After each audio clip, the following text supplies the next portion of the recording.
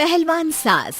मधु की शादी के कुछ सालों में ही उसके पति की मृत्यु हो जाती है, जिसके बाद उसके ऊपर सास की जिम्मेदारी आ जाती है और वो अब अपनी सास के साथ घर में अकेली रहती है। मम्मी, नाश्ता बना दिया है, टाइम से खा लेना। दोपहर का खाना शीला आकर बना देगी। मैं ऑफिस जा रही हूँ। अरे क्यों उस टेप रिकॉर्डर पर पैसे खर्चा करती हो?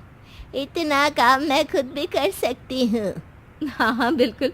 आधे समय तो जोड़ों के दर्द की दवाई खाती हो और फिर काम करने की बात करती हो। दवाई खाती हो तो क्या, मैं अभी भी अकेली 10 पर भारी हूँ। हाँ हाँ मैंने मान लिया।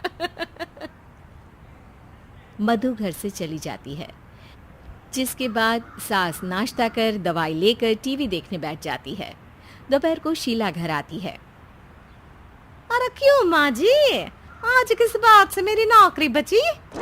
अरे चल, ज्यादा बक मत कर, काम कर अपना। शीला खाना बनाने लगती है और सास वहीं पास में बैठ जाती है।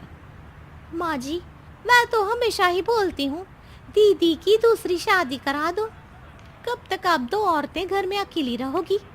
आजकल माहौल भी बहुत खराब है और फिर दीदी की उम्र भी तो निकली जा रही है ना। तेरा नाम टेप रिकॉर्डर सही रखा है मैंने। तेरी एक ही बात को रिपीट मोड पर चलाने से वो पूरी नहीं हो जाएगी, इसलिए मेरी बहू से ज्यादा खाना बनाने पर ध्यान दे, नहीं तो कहीं वो भी तुझसे मुंह ना फेर ले और नौकरी चली जाए।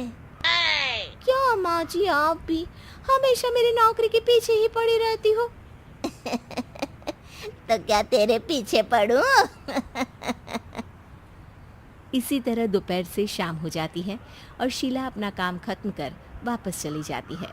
अब अकेली सास एक बार फिर टीवी देखने बैठ जाती है, जिसकी थोड़ी ही देर में मधु घर आ जाती है और सास बिना कोई देर किए शीला की बातें उसे बताने लगती है। मम्मी, आप भी ना किसी बच्चे से कम नहीं हो, जिसके पास हमेशा शीला को लेकर कोई ना कोई बात रहती ही है।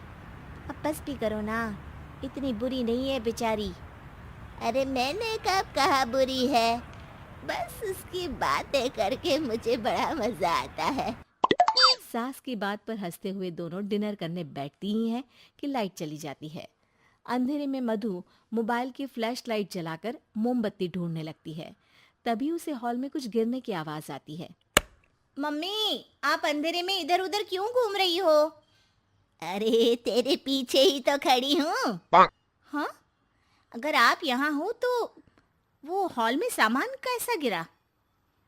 भूत आया।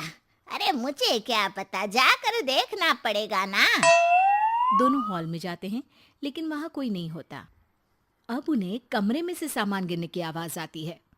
लगता है ये भूत चोरी करने आया है, इसे वापस कब्र में पहुंचाना ही पड़ेगा। बस हाँ हाँ, आप ज्यादा ना 30 मार खा मत बनो, मैं पुलिस को फोन करती हूँ। अरे जब तक तेरी पुलिस आएगी तब तक क्या वो हमारे साथ बैठकर अंताक्षरी खेलेगा? हट डरपोक, संभालने दे मुझे। अब सास पास रखा फ्लावर पॉट उठाकर कमरे की तरफ बढ़ने लगती है, जहां उसे 2 आदमी दिखाई देते हैं। पीछे पीछे मधु भी वहां आ जाती है। मम्मी, अभी भी मौका है, बाहर भाग जाते हैं। मधु की आवाज सुन चोर चौकन्ने हो जाते हैं। ओए तुम दोनों, जहां हो वहीं खड़ी रहना, नहीं तो दोनों को गोली मार दूंगा। अरे तुम दोनों अभी के अभी बाहर जाओ, नहीं तो मैं तुम्हें जिंदा नहीं छोड़ूंगी। ये बुढ़िया हमें धमकी दे रही है। अबे तुम दो अकेली अब लड़ते क्या कर लोगी? अरे जा भेजा, दोनों को बांध दे। जैसे ही दूसरा आदमी सास को पकड़ने उसके पास आता है, तो वो उसके सर पर फ्लावर पॉट मार देती है। उसके सर से खून बहने लगता है, जिसे देख दूसरा आदमी गन निकालकर हवा में गोली चला देता है, जिससे बचते हुए दोनों सास बहू वहां से भाग जाती हैं। अब वो तीनों एक दूसरे के आगे पीछे पूरे घर में भागने लगते हैं। मम्मी, आपने तो सच में उसे मार दिया। तो मजाक में कौन मारता है? और अभी तुम मेरे साथ ही रहना, नहीं तो पक्का मारी जाओगी। ये औरतों को कमजोर समझता है ना। आज इसे औरतों की ऐसी ताकत दिखाऊंगी कि ये आदमी पैदा होने पर शर्म करेगा। ये अचानक आपके अंदर झांसी की रानी कहाँ से जाग गई? वैसे तो हमेशा जोड़ों में दर्द बोलती रहती हो। अभी तुम्हें जान बचानी है या जोड़ों के दर्द की कहानी सुननी है?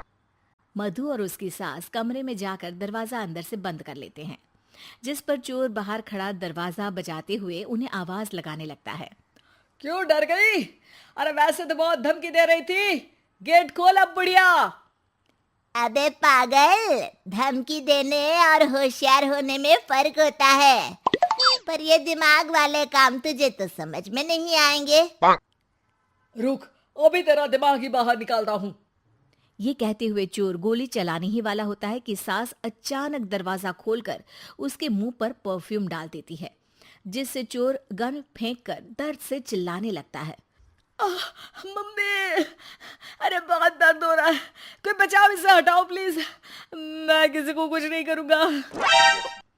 क्यों रे, क्या थोड़ा सा दर्द होते ही मम्मी मम्मी करने लगा? अभी तो औरतों को कमजोर बोल रहा था। भूलियो मत, एक औरत ने ही तुझे इस दुनिया में जन्म दिया है, और वो भी तुझे ये दर्द हो रहा है ना, उससे लाख गुना ज्यादा दर्द सहकर। इसलिए औरतों को दोबारा कमजोर भूल कर भी मत बोलियो। वाह मम्मी, आपका ये रूप तो मुझे पता ही नहीं था। आपने तो कमाल ही कर दिया। कहा था ना, अकेली ही 10 पर भारी पड़ सकती हूँ। ये तो फिर भी 2 ही थे। इतनी देर में पुलिस भी वहां पहुंच जाती है। आ गए आप, कर लो इन्हें अरेस्ट और जेल में बैठकर अंताक्षरी खेलना।